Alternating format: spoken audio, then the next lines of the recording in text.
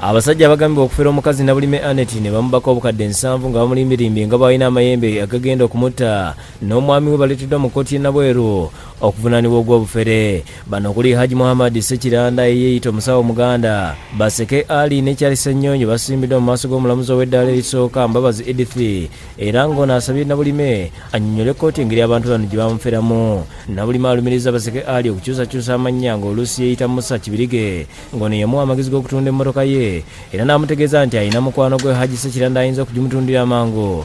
Kyokka ekyamumala enviiri ku mutwe kwe kusanga ng'omuntu yamututa alina amasabo ate ng'ayogera bw'akyusakyusa amaloboozi.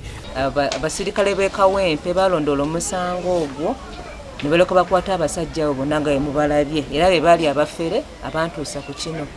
Abamu bajja oyo omusajja Ali Baseke yajjanga broka wa mmotoka nga azze kutunda mmotoka ate yamala olwaggulo n'alyokaako n'ateeka okunyumiza nga ki nga bwe nali nina ebizibu nga bwe nabibagamba yali abyogera era ekyaddira kwe kuŋŋamba nze nesinkane mukwano gwe era mukwano gwe yali alina information gye yali afunye ku mikwano gyange.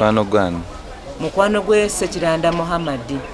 Bano tebaweereddwa omukisa kwewozaako omusango omulamuzi Mbabazi n'agwongezayo kutuusa ng'ennaku z'omwezi 2 omwezi ogw'omusanvu omwaka guno. Bwe twogeddeko ne Haji Muhammad Sekiranda agambibwa okuw'omusawo w'ekinnansi ebyokulya ssente za Nabulime abyeganye n'ategeeza ng'omukyalo ono bwe yamuwa emitwalo 40 kyeyagalire n'amuwa akadagala k'okutunda emmotoka ye eyali emudibiridde. Ono ayongedde n'ategeeza nga bwali omusawo munne Gayaaza gye yasindika omukyalo ono okwongera okumwekebejja nga wandibanga eno gye bamubbirako ensimbi. Omutwala ne bamunyonnyola ensonga ze nebagamba ajja kikola wane wange yampa emitwalo.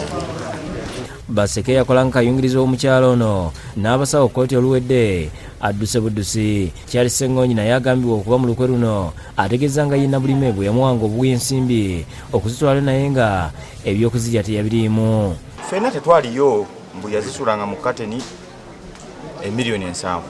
Situmanyi na kituleeta mu kooti kubanga baba yazisulanga mu kateni ffe gye tutaali lwaki atuvunaana mbuzi simanya yatuwa miliyoni 7. William Mutyaba yakusakidde Gulu ku Bukedde TV.